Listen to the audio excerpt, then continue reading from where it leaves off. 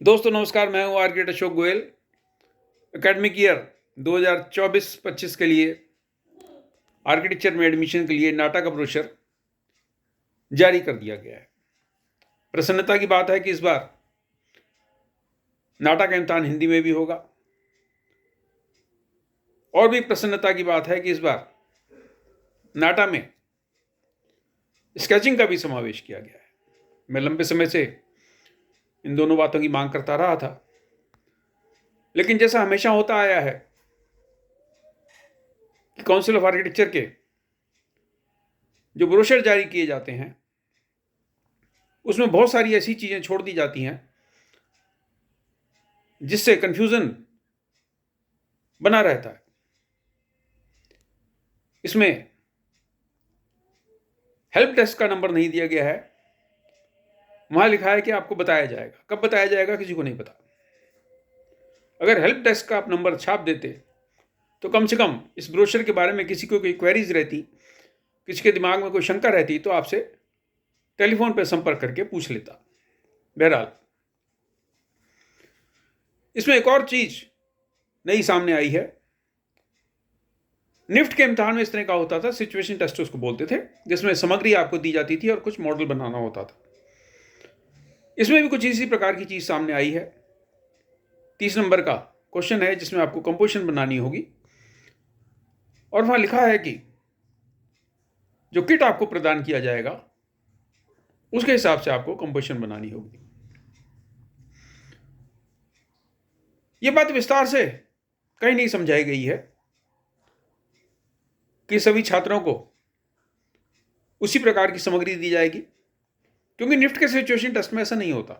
अलग अलग छात्रों को अलग अलग किस्म की सामग्री दी जाती है और उनको अलग अलग किस्म के मॉडल बनाने के लिए कहा जाता है। क्योंकि नाटा में इस तरह का प्रयास पहली बार हो रहा है, तो इसका स्पष्टीकरण बहुत जरूरी है कि किस प्रकार की सामग्री आप देंगे और उस तरीके के सैंपल कंपोजिशन के आपको प्रस्तुत करने चाहिए ताकि जो एस्पिरेंट हैं वो उस प्रकार की तैयारी कर सकें।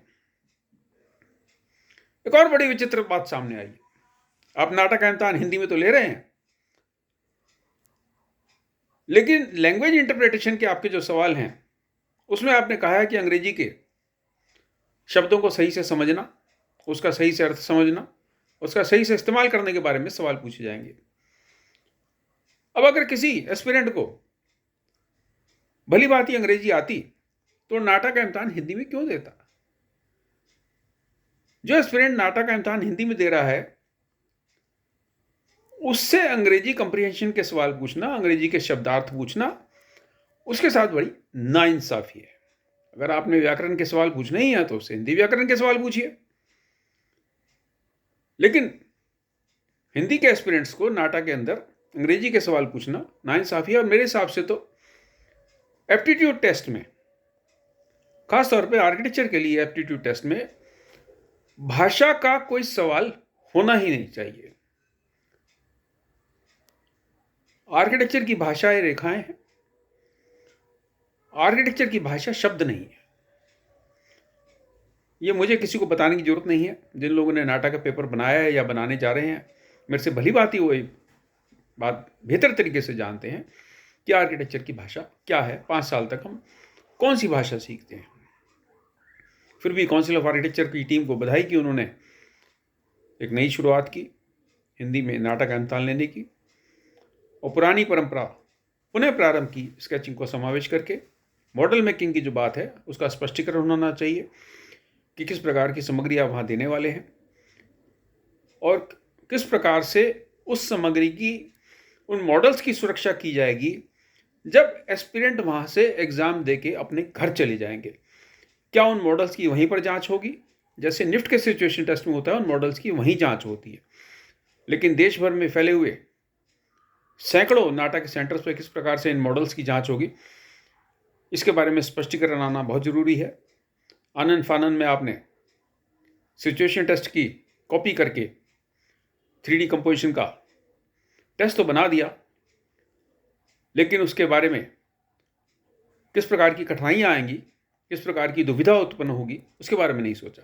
मैं चाहता हूं कि काउंसिल ऑफ आर्किटेक्चर के वरिष्ठ लोग इस बारे में स्पष्टीकरण दें। काउंसिल के प्रेसिडेंट की तरफ से एक वीडियो आना चाहिए जिसमें नाटा के ब्रोशर को विस्तार से समझाया जाए, ताकि हमारे जैसे जो अनाड़ी लोग हैं उनको भी कुछ समझ में आ जाए कि नाटा में इस बार क्या परिवर्तन किए गए हैं, किस प्रकार से एस्पिरेंट्स अपनी बेहतर तैयारी कर सके। शुभकामनाएं, नमस्कार।